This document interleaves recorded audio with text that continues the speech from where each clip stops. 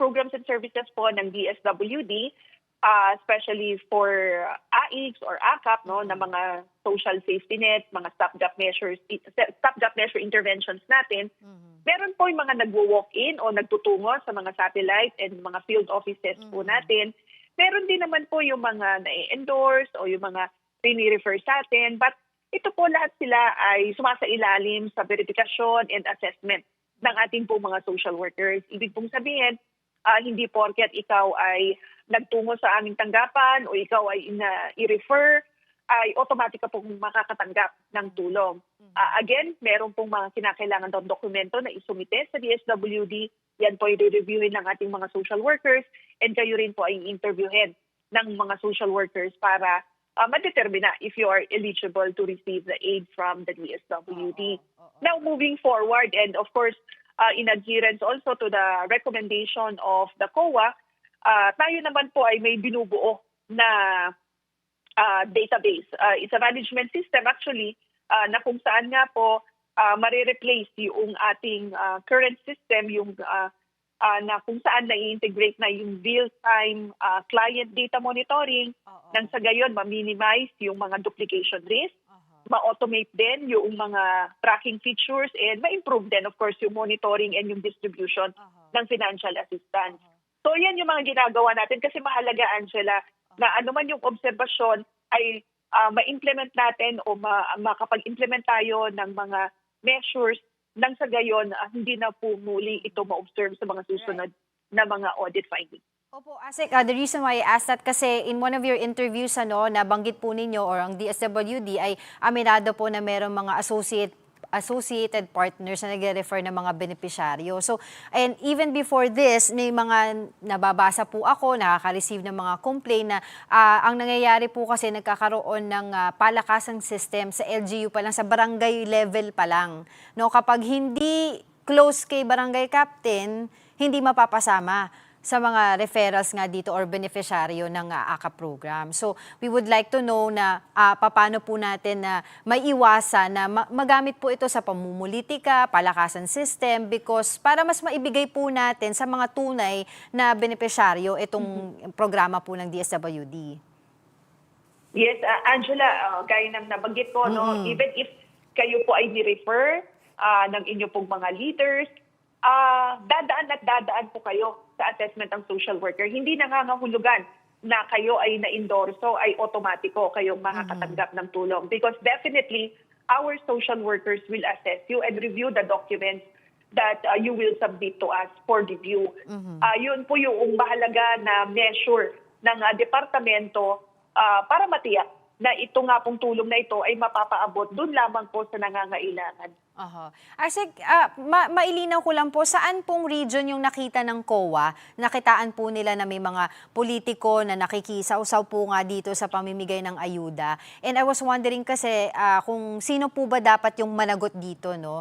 Yung regional officers po ba ng DSWD? Because of course, at the end of the day, we would want to know kung kasi sabi nyo nga po, meron naman pong system in place pero hindi nasusunod. So ano po ba yung gagawin ng DSWD regarding this issue?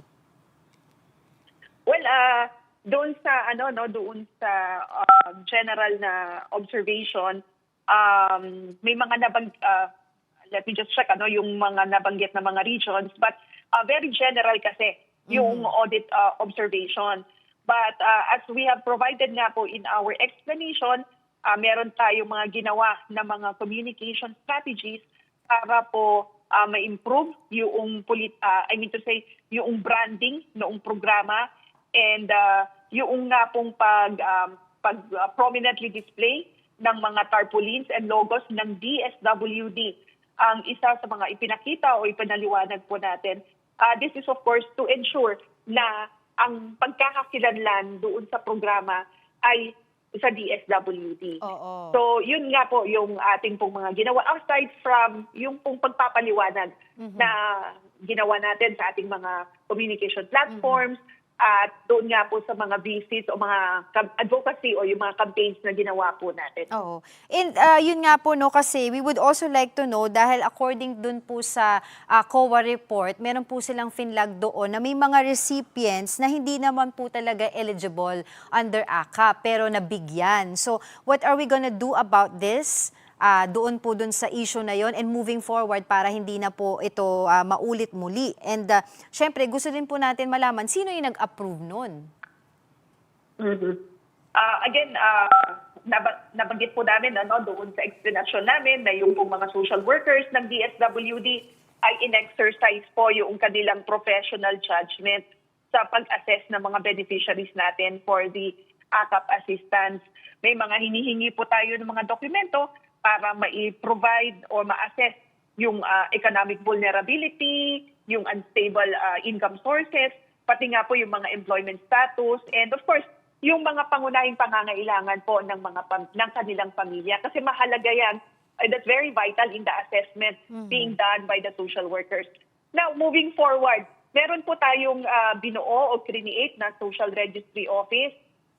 Ito, ang ginagawa nito, mag-operationalize nung cross-matching nung mga iba't ibang mga registries ng DSWD and gayon din ng ibang ahensya ng pamahalaan para matiyak natin na eligible yung pong mga clients natin based of course on our established criteria. And nabanggit ko rin kanina yung binubuo natin na system which will replace the current crisis the management system, yung CRIMS na tinatawag po natin para mas ma-improve yung real-time monitoring ng mga lumalapit po sa DSWD. Okay. Kasi dito rin po, no, may mga ulat din po na mga payouts na isinasabay nga daw po yung pagbisita ng mga politiko, na may mga tarpaulin, tapos may AKAP branding. At minsan nakikita po nga po sa mga internet, sa mga reports, talagang kilalang personalidad po talaga kilalang mga politiko ang mga nandoon. So, this time around, ano po yung magiging patakaran ng DSWD at saka paano po ito ipatutupad sa field mismo? Yes. Sabi nga po natin doon sa ating Joint Memorandum Circular, talagang sinulat po natin na dapat po walang mga political actors present in the DSWD payout activities. And if there are, ito po ay ipagpaalam sa DSWD so that mai-communicate din natin, we could convey it to other partner agencies and magawan po ng karampatang action. In fact, kung matatandaan, Angela, noong nga pong nagdaang eleksyon, may mga nai-report din po tayo na mga political actors who took advantage of the payout activities and used it as a platform to advance their political interests. And we've reported those instances. And again, moving forward, to ensure na hindi na po ito mauulit, nakapaloob na po sa mga guidelines na ang mga payout activities po natin ay dapat gawin sa neutral ground, doon po sa mga lugar na hindi po pwedeng ma-impluensyahan ng mga political actors. Again, we value the observation of the COA and of course the general public, especially in insulating the program for any political interference.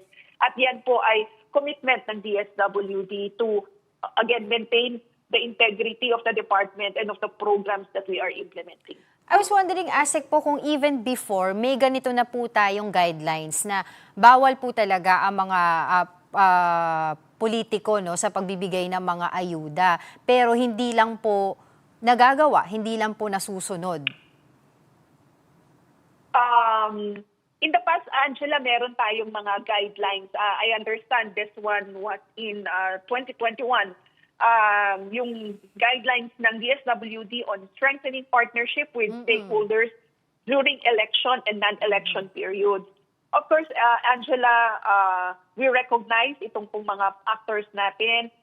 We also express our appreciation to them dahil tinutulungan din po ang DSWD in terms of some logistical needs, lalo na kapag may mga payout activities kami na isinasagawa. But dito po sa mga pulisiya na ito, hinihikayat din namin yung participation ng ibang stakeholders like mga civil society organizations, mga non-government organizations na maging katuwang ng DSWD sa pagbabantay, pag-agapay, at pagtitiyak na ito nga po mga programa ng ating pong ahensya ay hindi magamit to advance some political interest. Actually, ito naman po has worked for the department because marami po ang tumulong sa pagbabantay nga po. And especially during the campaign period, na kung saan nga po merong mga naipabalita na ginagamit yung pong mga programs or services natin to advance their interest. But because of the partnership that we've strengthened and worked with the public, ay nalimitahan naman po itong mga instances na ito. Well, ma'am, we understand po yung layunin ng DSWD na moving forward, mas stricto na, masusunod na sa guidelines sa mga DSWD officials pagdating nga po sa pagdistribute ng mga ayuda natin, specifically itong AKAP program na ito. But of course, we want to know kung meron po ba dapat may ma-hold accountable pagdating po dito, because I was reading po the report of COA, lumabas din po sa kanilang audit na nagkakaroon po, aside po dun sa hindi naman talaga sila beneficiaries, meron din po mga double payments at overlapping assistance na umabot po sa mahigit 108 million pesos. So, paano po ang gagawin natin dito, ASEC? Yeah. Actually, Angela, sa aspeto po na iyan, ipinaliwanag din natin sa COA na doon kasi sa guidelines natin, mayroong period ng availment ng assistance. Ang mahalaga kasi dito, yung kaya naipaliwanag namin na wala pong duplication kasi una, sumailalim sa assessment ng social workers, ito pong individual na nakatanggap ng tulong from the department. Pangalawa, meron kasi mga cases or instances na maaari nga pong makatanggap ng tulong na from both AIX and AKAP ang isang individual. Let me cite as an example, Angela.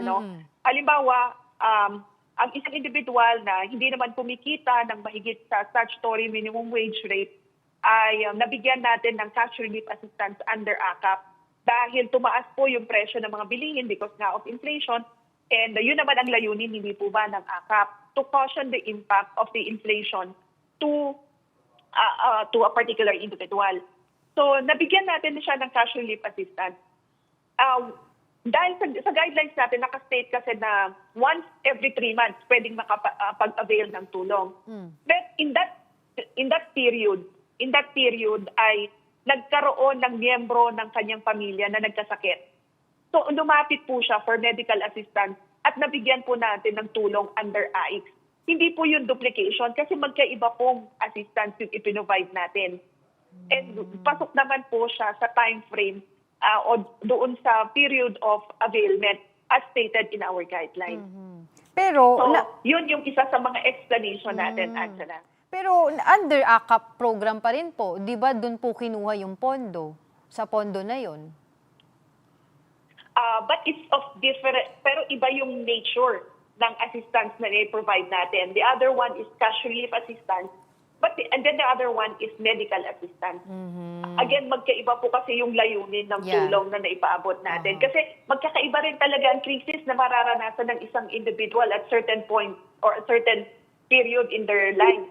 So, kaya pumapasok yung ganong intervention. It's a stopgap intervention para yung immediate needs ng isang individual na naapektuhan ay ma-address natin agad ng agaran. So, ang ibig sabihin po nito, ASEC, wala pong pagkakamali sa hanay po ng DSWD pagdating po dito sa mga allegations na may double payments, overlapping assistance because dun po sa sistema na in-explain po ninyo?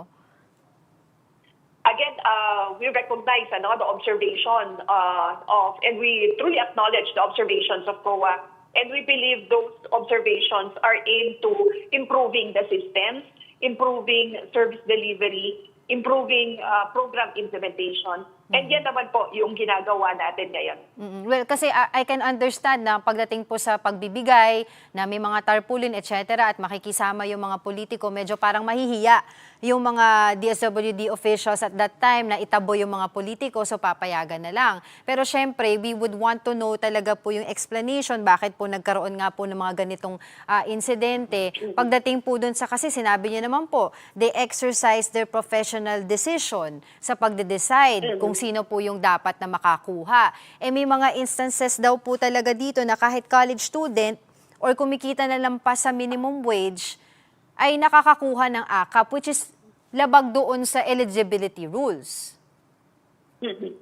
Yeah, on that naman, concern naman, meron tayong mga improve na mga sistema, and then of course our yung kasing pagtatag doon sa mga vouchers ay isa sa mga kinakailangan talaga na i-strengthen at improve ng DSWD. And we admit naman na may mga kinakailangan talaga na i-improve o pagbutihin pa doon sa aming pong pagbibigay nga ng tulong. Yes, with all due respect nga po, ASEC, we understand po yung, kumbaga, yung gustong gawin ng DSWD dito, yung realization na moving forward, eto na, stricter rules, stricter guidelines tayo. But of course, gusto din natin malaman yung kung sino po yung dapat managot dito sa mga pagkakamali na ito. Kung meron po ba talagang mga korupsyon na nangyari, allegation ng mga pagsasabwatan, yun po ba ay magkakaroon ng investigasyon ng DSWD regarding this? Well, definitely, Angela, batay na rin doon sa ipinrovide na findings ng COA, gagawin naman po ng DSWD and titiyakin na yung all other documents that are attached doon nga po sa mga disbursement vouchers natin ay mari-review, and kung may mga makita pa tayo ng mga ibang mga lapses or actions that need to be improved, ay of course gagawin po ng ating departamento. Well, at the end of the day, ma'am, maraming salamat. But before we let you go, saan po ba pwedeng dumulog yung ating mga kababayan kapag nakakita po sila ng mga inconsistencies, no? Yung makita po nila during the distribution ng ayuda, or may mga reklamo po sila or gusto nilang hingi ng assistance sa DSWD, where can they contact you? At saka kailan po ba natin maaasahan na fully implemented na po yung bagong sistema? 2026, yung bagong system natin ay mai-implement na natin for both yung issuance of guarantee letter and yung right cash. Matatapos natin yan by the first semester of 2026. Meron lang po tayong isinasayos together with our system developer, kasi meron tayong third-party system developer na kausap hinggil nga dito. Now, with respect to the concern kung saan pwede magpaabot ng reklamo o hinaing hinggil sa pagpapatupad ng mga programa ng DSWD, maaari po kayo magpadala ng mensahe sa mga numerong 0917-110-5686, 0917-827-2543, at 0919-911-6200. Maaari din po kayo magpadala ng mensahe or email sa inquiry@dswd.gov.ph. And pwede rin nyo pong i-access yung IGRMS, which is i-grs.dswd.gov.ph.